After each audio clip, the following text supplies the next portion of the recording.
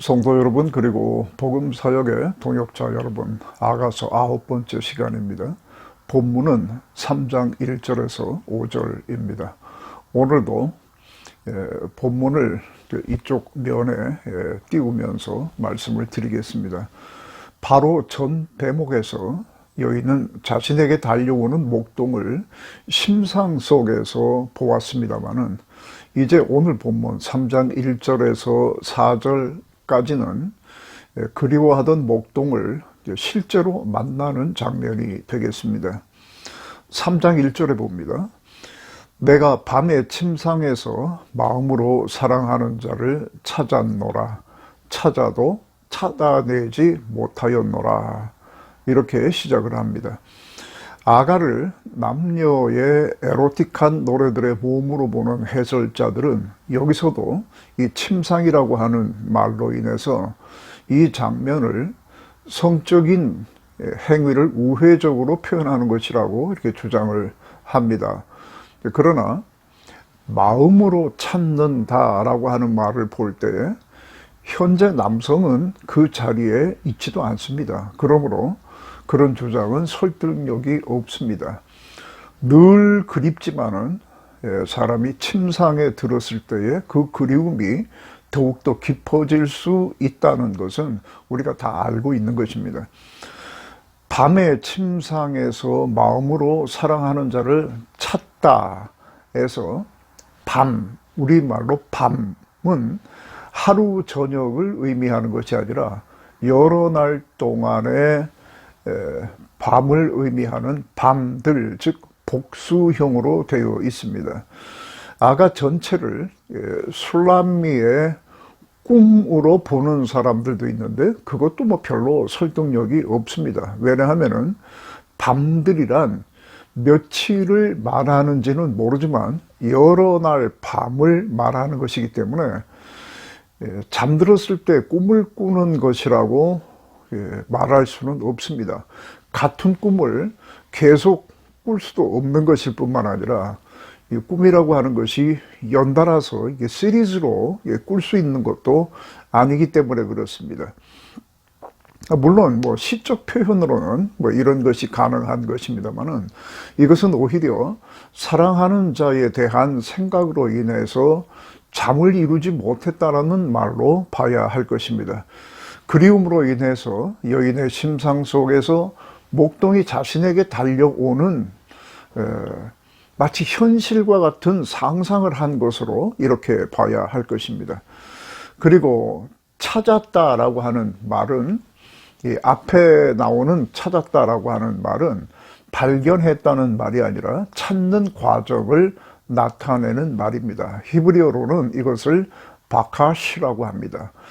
영어로 말하면은 seek, seek 이렇게 찾는 과정을 의미하는 말입니다. 이것이 이 구절에서는 강조형이면서 완료형으로 되어 있습니다. 그저 생각이 좀 난 것이 아니라 간절한 마음으로 그를 이렇게 찾았다라고 하는 뜻이 됩니다. 그리고 본문에 사랑하는 자를 찾았다, 그러나 찾지 못했다, 이렇게 지금 되어 있는데 바로 전에 나온 찾다, 이 박화시의 강조 완료형이 이렇게 두 번 반복해서 쓰였습니다. 저자가 이것을 매우 강조하고 있다고 하는 것을 알 수가 있습니다. 찾았으나 찾지 못했다라고 말하는데 이 뒤에 나오는 찾았다는 조금 전에 그 seek, 찾는 과정을 말하는 그 찾다와는 다른 말입니다. 조금 전의 것은 찾는 과정을 나타내는 것이고, 지금 여기에 찾지 못했다 했을 때 이 찾음은 그 결과를 나타내는 발견했다는 뜻입니다. 그러니까 발견하지 못했습니다. 찾았지만은, 계속 찾았지만은 발견하지 못했다. 이것은 히브리어로 마차라고 합니다. 그래서 바카시 했으나 마차는 하지 못했다, 이렇게 말을 하고 있는 겁니다. 여기서 보이는 여인의 모습은 1장에서 보던 것과는 많이 달라 보입니다. 1장 4절에서는 왕의 방에 여인이 구금을 당한 것도 아님에도 불구하고, 그러므로 스스로 일어나 밖으로 나갈 수 있었는데도 그렇게 하는 대신에 사랑하는 자에게 자신을 밖으로 이끌어내라 라고 이렇게 요청하는 말이 있었고, 또 1장 7절에서는 양떼의 발자취를 따라가면은 목동을 만날 수 있음에도 불구하고 혹 얼굴을 가리운 자처럼 오해를 받을지도 모른다라고 해서 그렇게 하지 않았습니다.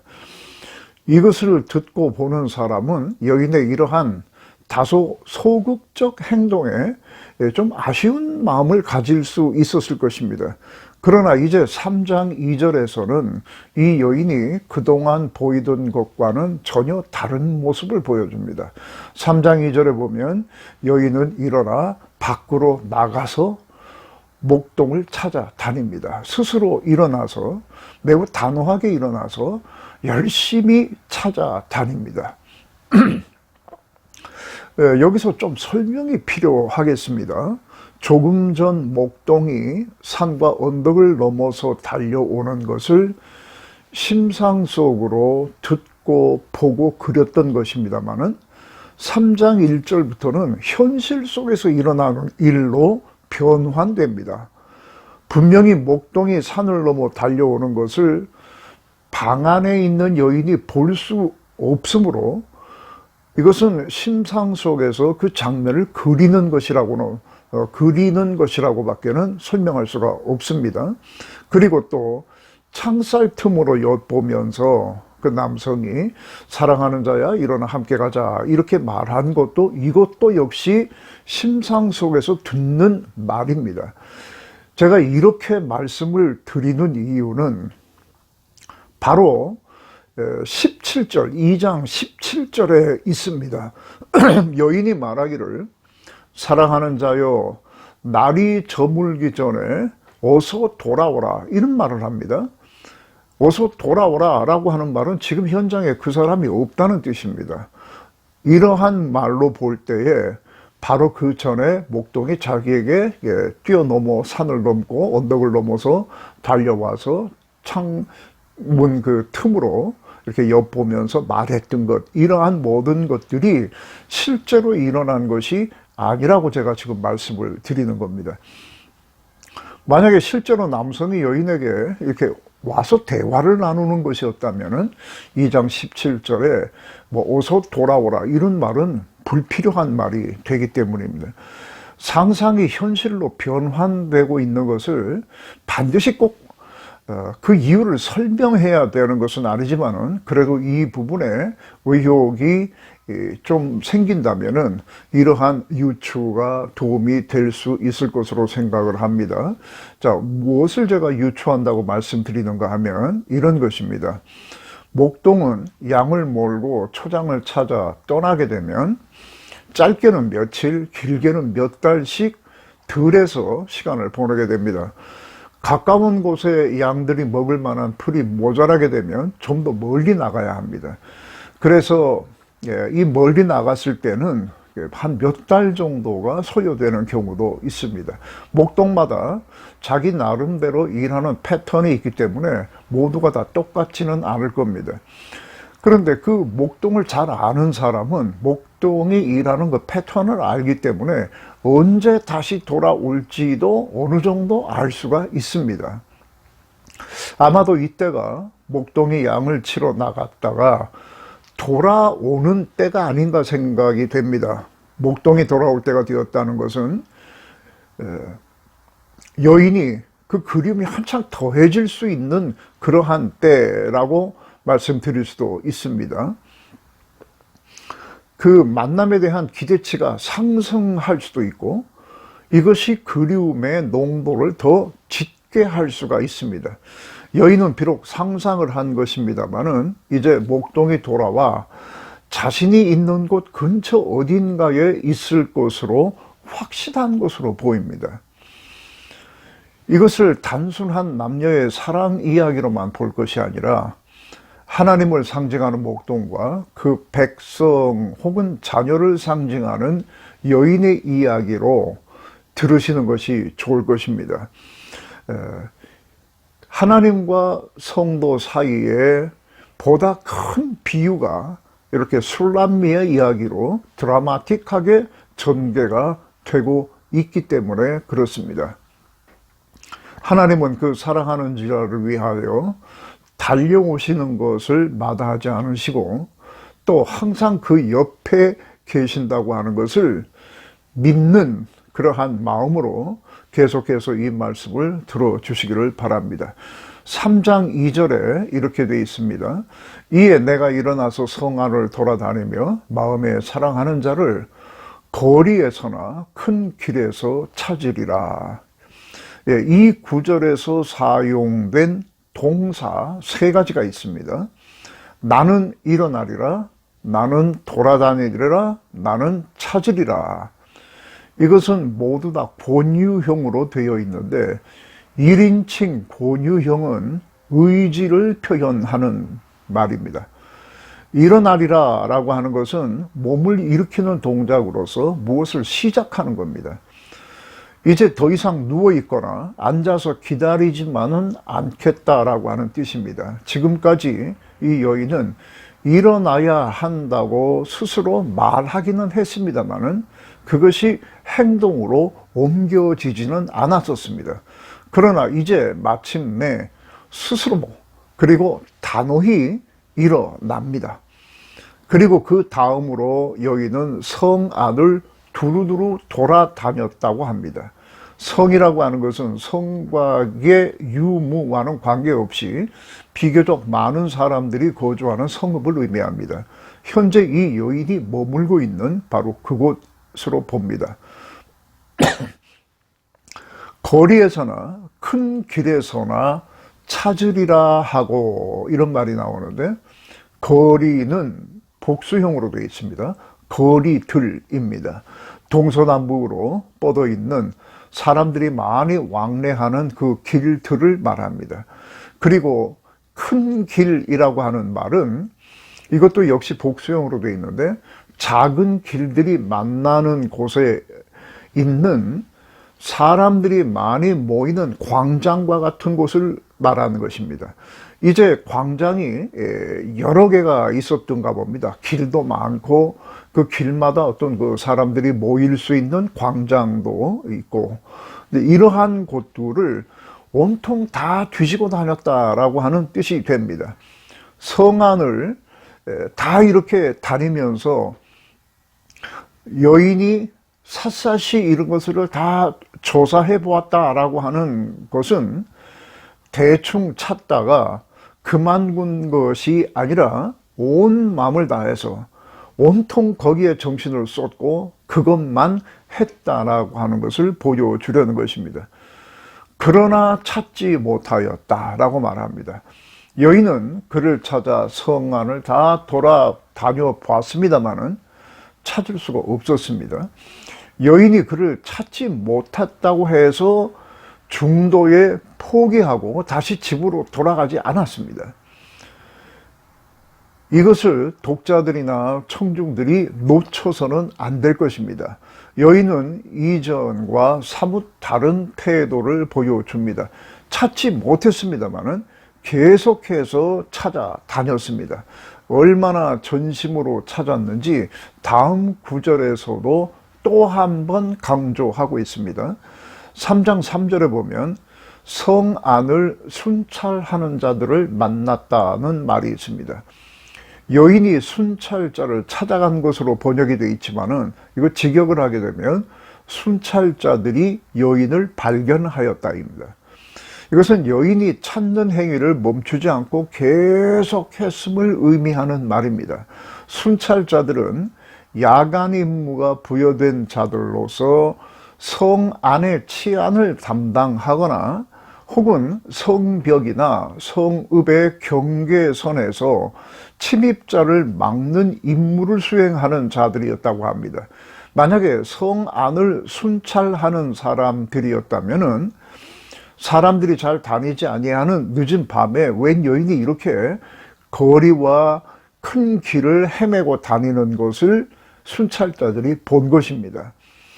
동네에서 조금 찾다가 그가 보이지 않는다고 해서 집으로 돌아가 버렸다면은 순찰자들의 눈에 뜨이지 않았을 가능성이 매우 높습니다. 만일 순찰자가 성의 경계선에서 근무를 하는 사람들이었다면 여인은 성 안을 두루 찾아다니다가 찾을 수 없으니까 이제 성벽, 즉 성문까지 갔다는 뜻입니다. 이것은 성 안에서 더 찾을 필요가 없을 정도로 찾아다녔음을 의미합니다. 정오에 목동이 쉬는 곳에 가면 오해받을 수 있다고 하면서 몸을 사리던 여인의 태도와는 굉장히 다른 모습을 보여줍니다. 오직 사랑하는 자를 찾는 것에만 지금 집중하고 있습니다. 혹시 일어날 수도 있는 다른 일들은 전혀 개의치 않습니다. 밤에 이렇게 돌아다니는 것은 매우 위험한 것입니다. 순찰자들이 등장하는 것은 바로 이 시간이 위험한 시간이었음을 암시합니다. 그러나 여인은 그런 것을 개의치 않습니다. 오직 목동을 찾는 일에만 집중하고 있습니다. 여인은 순찰자들에게 묻습니다. 내 사랑하는 자를 보았느냐? 순찰자들이 그 목동을 아는지 모르는지 알 수도 없고, 또 순찰자들이 여인에게 어떠한 정보를 주었는지 어쨌는지도 알 수는 없습니다. 그러나 3장 4절에 보면 이렇게 되어 있습니다. 그들을 지나치자마자 마음에 사랑하는 자를 만나서 그를 붙잡고 내 어머니의 집으로 가기까지 놓지 아니하였다, 이렇게 말합니다. 마음에 사랑하는 자를 만났다고 합니다. 순찰자들을 지나치고 나서 매우 짧은 시간이 지난 후에 지나치자마자 마음으로 사랑하는 자를 만났다라고 했는데, 여기서 만났다로 그치는 것이 아니라 그 다음에 나오는 동사가 또 하나 있습니다. 붙잡았다라고 하는 동사가 있습니다. 이 말은 강하게 움켜쥐는 것을 의미합니다. 보통 이게 뭐 테니스를 치거나 뭐 배드민턴 같은 걸 할 때에 그 손잡이를 이렇게 딱 움켜쥐는 것, 그때 쓰는 말입니다. 그리고 이어서 그 의미를 더욱더 확실하게 하는 놓치지 아니하였다라고 하는 동사가 또 따라 나옵니다. 찾았다, 붙잡았다, 놓지 아니하였다. 만났다, 붙잡았다, 놓지 아니하였다. 이러한 말이 삼중으로 열거되어 있는 것을 보실 수 있습니다.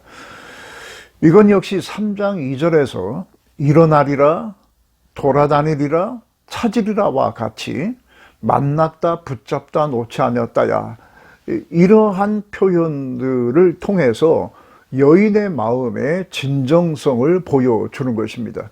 이것은 신앙생활에 반드시 적용해야 하는 것이니만큼 잊지 마시기를 바랍니다. 어떤 진리에 대해서 일어나 돌아다니라, 찾다, 그리고 그것을 만나면 붙잡고 놓지 아니하는 이러한 것을 반드시 실행하여야만 합니다. 사실 신앙생활에 있어서 일어나는 것까지는 많은 사람들이 합니다. 그러나 그 정도에서 멈추고 더 나가지 않을 수도 있습니다. 그리고 좀 더 나아가서 돌아다니기까지는 하지만 한두 번 돌아다니다가 보이지 않으면 거기에서 멈춰버리는 일은 허다합니다. 안 된다, 뭐 못 봤다, 없다, 이런 식으로 성급한 결론을 내릴 수가 있습니다. 그러나 이 구절에서 보는 것처럼 만나는 것은 물론이고 붙잡는 것은 물론이고 그 뒤에 놓치지 않아야 한다라고 하는 이 원리가 여러분들의 신앙 속에서 반드시 이게 적용되기를 바랍니다. 그리고 여인이 말합니다. 나의 어머니 나를 잉태한 이의 집까지 함께 갔다라고 말하는데, 나의 어머니는 이것이 여성의 대사이기 때문에 당연히 여인의 어머니를 의미합니다. 신랑은 특별한 이유가 없는 한 여성의 집에서 살지 않습니다. 그러므로 남성의 집 대신 여성의 어머니 집이 여기서 언급되는 것은 이들이 아직 결혼한 사이는 아니고 정혼 관계에 있다는 것을 암시해 주고 있습니다. 이것은 그들의 사랑을 확인시켜주는 정혼식이 있었던 그 집, 또 잔치집이라고 해서 그 위에 깃발을 세웠다고 했던 바로 그 집을 의미하는 것으로 보다 안정적이고 견고한 삶을 위한 상징적 장소로 지금 여기에서 소개가 되고 있습니다. 이 부분에서 저자가 전하고자 하는 메시지는 아주 분명하게 눈에 들어옵니다. 저자는 당시 독자나 청자들에게 신앙의 원리를 말하고 싶어 하는 것입니다. 솔로몬 이후에 왕국이 남북으로 나뉘어졌을 때에 특히 북왕국은 초대 왕 여로보암으로부터 그 뒤에 19명의 모든 왕이 하나님을 떠나 제-아비 여로보암의 길로 행했다라고 성경이 평가를 하고 있습니다. 왕은 한 국가를 대표하는 상징적인 인물입니다. 그러니까 이들이 이렇게 했다는 것은 나라 전체 분위기가 그러했다는 뜻입니다. 그 중에는 완전히 하나님께 원수로 행하는 사람들도 있었지만은 그 외에 대다수는 하나님도 섬기고 바알도 섬기는 이러한 어정쩡한 자세에 있었습니다.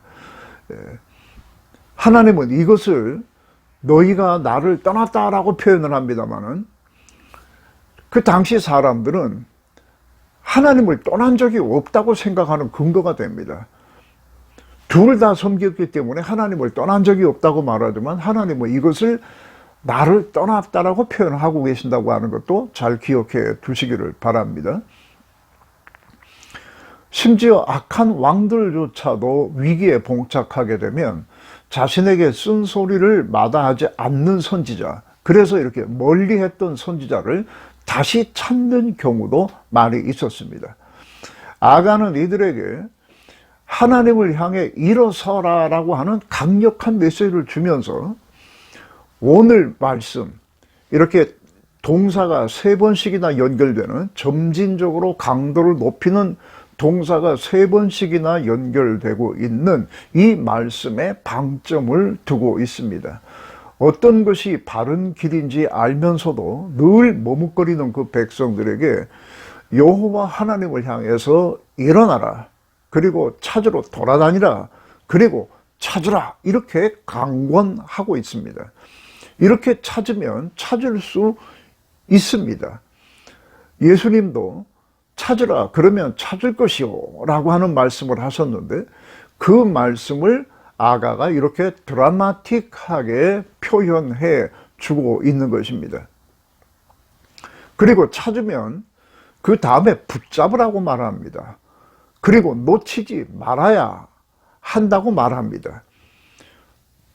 찾았다가도 잃어버리기를 반복하는 악순환을 벗어나기 위해서는 이 붙잡고 놓치지 말아야 하는 것, 이것에 각별한 주의를 기울여야만 합니다. 현대 기독교 지도자들 중에는 이런 것을 조금 촌스럽게 생각하는, 옛날 것이라고 생각하는 사람들이 좀 있는 것 같습니다만은, 우리 옛 조상들이 매일 새벽에 기도하고, 그리고 수요일날, 금요일날, 주일날 모여서 기도하고 말씀을 들었던 이유 중에 하나는 하나님의 주신 것을 붙잡고 놓치지 않으려고 하는 노력의 일환입니다. 이렇게 해서 진리를 자기 것으로 만드는, 자기 속에서 숙성시키는 이러한 지혜를 가지고 있었습니다. 현상 유지만을 위한 것이 아니라 더 깊고 더 강력하게 사로잡히는 방법이기도 합니다. 이 교훈을 잘 간직하시기를 바랍니다. 자, 그리고 나서 이제 두 번째 후렴이 나옵니다. 2장 7절에 있던 첫 번째 후렴과 똑같습니다. 이것은 지난 7번째 강의를 참고해 주시기를 바랍니다. 그리고 제가 기록한 그 책 2장 7절 부분에 후렴 해설을 한번 다시 보시게 되면 굉장히 유익할 것이라고 생각합니다. 중요한 것만 다시 반복하겠습니다. 내 사랑이 원하기 전에는 흔들지 말고 깨우지 말라 해서 내 사랑은 목동을 말하는 것이 아니라 사랑 그 자체를 의미하는 것이라고 말씀을 드렸었습니다. 여인의 어머니 집으로 가서 오붓한 분위기를 즐기는 것을 방해하지 말라거나 아니면 혹은 때가 될 때까지 성욕을 일으키지 말라라고 하는 해석도 여기에 있다고 말씀을 드렸습니다만은 그것도 굉장히 그럴듯해 보입니다만은 그렇게 보기는 어렵습니다. 사랑이 원하기 전에는 흔들지 마라. 사랑이 원하기 전에는 그것을 인위적인 어떠한 방법으로 일으키려고 하거나 또 사랑이 원하기 전에는 그것을 뭐 이렇게 조작하려고 한다거나 뭐 은을 박은 금사슬로 뭔가를 이렇게 얻어보려고 한다거나 이러한 노력하지 말라는 뜻이 될 수도 있고 또 그 사랑의 불이라고 하는 것은 그런 식으로 끌 수도 없는 것이라고 하는 말을 하고 있는 겁니다. 만약에 그런 것으로 움직여질 수 있는 것이라면 그것은 진정한 사랑이 아닙니다. 우리 신앙생활이 더 견고해지고 한 단계 더 성숙하기 위해서는 이 위대한 사랑을 좀 더 깊이 깨닫고 그것을 붙잡는 것이 중요한 것입니다. 말씀 속에서 하나님의 사랑이 어떠한 것인지를 어느 정도 파악을 하게 되면 그 다음 단계로 그 하나님이 나의 삶 속에서 내게 어떠한 사랑으로 함께 하셨는지를 알게 됩니다. 자신의 삶을 이렇게 재해석할 수가 있습니다.